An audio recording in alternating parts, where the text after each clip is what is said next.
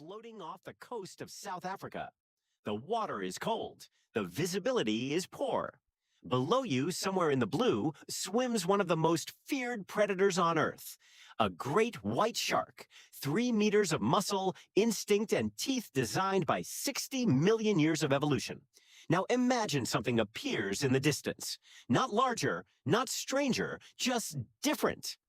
And the shark, the apex predator of this ocean, turns and runs. It does not fight. It does not investigate. It abandons its hunting ground sometimes for an entire year. What just happened? Most people assume the great white is the king of the ocean. The movies told you that. The documentaries told you that. The shape of its silhouette under your surfboard told you that. But the science says otherwise, because there is something in the water that the great white fears more than anything else. Something that has rewritten the food chain in ways biologists are still struggling to understand. And the strangest part is that this predator is not bigger. It is not faster in a straight line. It is not even from the same evolutionary branch. It is a mammal.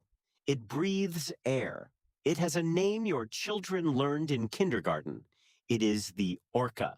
And what it does to great white sharks is one of the most unsettling discoveries in modern marine biology. There is a phenomenon in the cold waters off the coast of South Africa that scientists call mass flight. When orcas enter a region, great white sharks vanish. Not for hours, not for days, sometimes for months, sometimes longer. In 2017, researchers at Marine Dynamics, a shark research group operating out of Gansbaai in South Africa, began documenting something they had never seen before. Great white carcasses began washing up on the beach, 5 of them in a short window, each one missing its liver. The wounds were precise, surgical. A single bite between the pectoral fins, and the liver was gone. Nothing else taken, nothing else damaged. The killers left signatures. 2 orcas, known to local researchers as port and starboard, named for their collapsed dorsal fins that lean to opposite sides. They had arrived.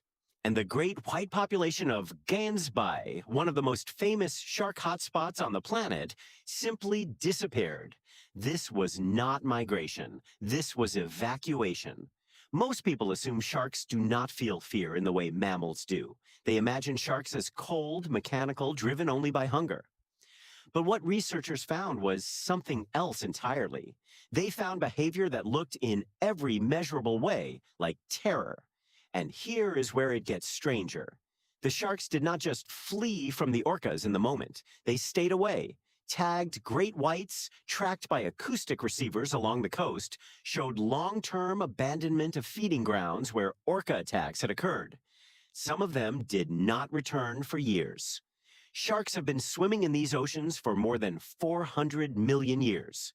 They survived the extinction event that killed the dinosaurs. They survived multiple ice ages. They survived asteroid impacts and oceanic anoxic events that erased most life on Earth.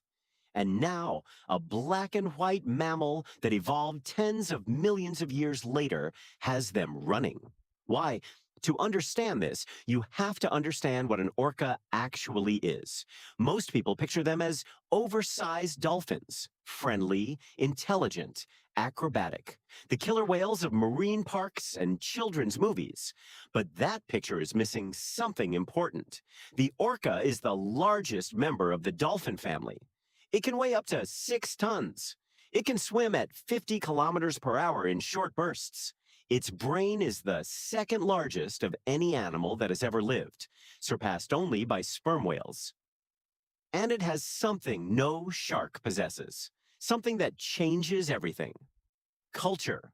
Researchers like Lance Barrett Leonard at the Vancouver Aquarium have spent decades studying orca pods.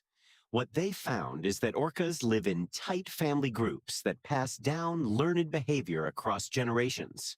Specific hunting techniques, specific prey preferences, specific dialects of vocalization. A pod of orcas in Patagonia knows how to beach itself to catch sea lions. A pod in Norway knows how to circle herring into a tight ball and stun them with tail slaps.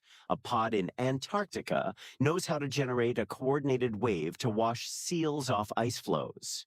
These are not instincts. These are traditions, taught by mothers to calves, refined over centuries, and some pods have learned how to hunt sharks.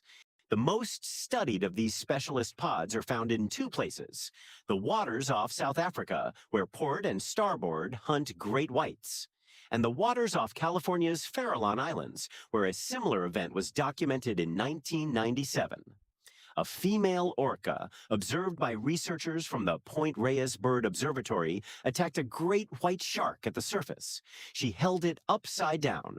And what happened next changed everything biologists thought they knew about predator interactions. The shark stopped moving. This is something marine biologists call tonic immobility. If you flip certain sharks upside down, they enter a state of paralysis. Their breathing slows. Their muscles relax. They become, for all practical purposes, helpless. Some scientists believe this is a leftover reflex from mating. Others believe it is a defense response gone wrong. Either way, the orca knew. She had learned, and she used it as a weapon. She held the great white motionless. And great whites, like most sharks, breathe by swimming. Water has to flow over their gills. When they stop moving, they suffocate. Within minutes, the shark was dead. The orca ate its liver and left the rest. After that single event, every great white in the Farallon Islands disappeared. Tagged sharks fled the area within hours. The seasonal hunting grounds, where great whites had returned every autumn for as long as anyone had recorded, went silent. One orca, one kill, an entire population displaced. But here is the deeper question. How did the sharks know? This is where the science becomes harder to explain. Sharks have an incredible sensory system. They can detect electrical fields generated by the muscle contractions of nearby animals through organs called the ampullae of Lorenzini, tiny pores in their snouts that act like a sixth sense. They can smell a single drop of blood diluted in an Olympic swimming pool. They can feel pressure waves from movement hundreds of meters away. But none of that explains how a great white in the Farallon Islands knew within minutes that something terrible had happened to one of its own. Researchers think the answer might involve a stress signal. When a shark dies violently, its body may release a cocktail of chemicals that other sharks detect. A kind of underwater alarm. But this is still speculation. What is not speculation is the result. The sharks read the water, and they read it correctly. There is something almost philosophical about this. A creature with no central social structure, no language, no teachers, and yet somehow it knows when its species is in danger, and it knows what to do. Now, consider what the orca represents from the shark's perspective. The orca does not just kill. It teaches its young to kill. It hunts in groups that coordinate without sound, using bubble curtains and body positioning. It can communicate over vast distances using clicks and whistles that travel for kilometers underwater. It can stalk a shark for hours, working as a team until the shark is exhausted. And it specifically targets the liver. The liver of a great white shark is enormous. It can make up a quarter of the shark's body weight. It is dense with squalene, a type of oil that helps the shark maintain buoyancy. For the orca, it is the most calorie-rich organ in the ocean. A single great white liver can contain enough fat to fuel an adult orca for days. The orca is not killing out of aggression. It is harvesting, with precision, with knowledge, with intent. And this changes how we have to think about the ocean. For most of human history, we have imagined the sea as a place of brute force. The biggest teeth win, the fastest fish wins, the hungriest predator wins. But what the orca shows you is that the ocean, like the land, is a place where intelligence beats strength, where coordination beats size, where culture, passed down through generations, can reshape an entire ecosystem. When orcas arrive in a region, they do not just kill sharks. They displace them. They alter migration patterns that have existed for tens of thousands of years. They change which fish populations thrive.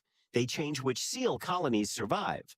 The disappearance of great whites from Gans Bay, for example, caused a population boom in Cape Fur seals and a corresponding decline in the smaller sharks the great whites used to eat.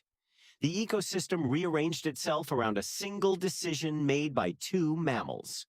Most predators reshape their environment by hunting. Orcas reshape it by being feared. And the great white, the animal that defined our nightmares for half a century, understands this in a way that we are only beginning to. So picture it one more time. You are floating in the cold water off South Africa. Below you, somewhere in the blue, swims a great white shark. 3 meters of muscle, instinct, and teeth. And then in the distance, a shape appears. Black and white, calm, unhurried, intelligent. The shark turns and it flees, not because it is weak, not because the orca is bigger, but because somewhere in 400 million years of evolution, the great white learned a truth that humans are still learning today. The most dangerous predator in the ocean is not the one with the most teeth. It is the one that thinks. Thank you for watching. If you enjoyed this content, please subscribe for more videos. See you in the next one.